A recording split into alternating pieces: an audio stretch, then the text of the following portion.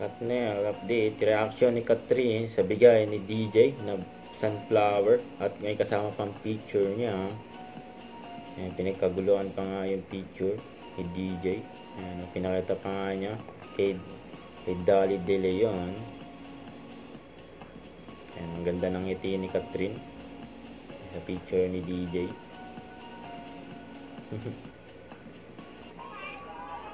Ayan naman, after ng premiere night, nagkaroon ng party, a very good girl in the house last night.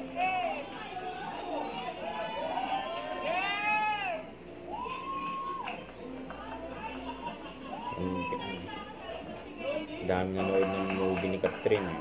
Siguradong blockbuster yan.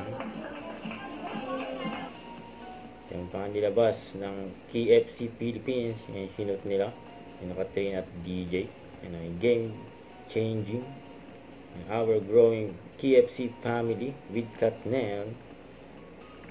Yan naman ang ganap ni DJ dyan sa Madrid, Spain, kasama ang kanyang mga kapatid at ang kanyang team para sa endorsement shoot ng Emperador. Pinamasyal sila at nagpunta sila sa Cerezal Monument dyan sa Spain.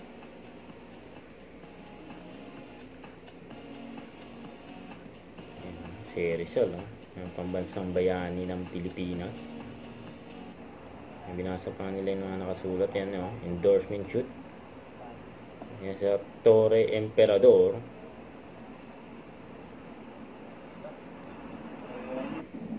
Sa to sa pinakamataas na building dito sa buong Madrid.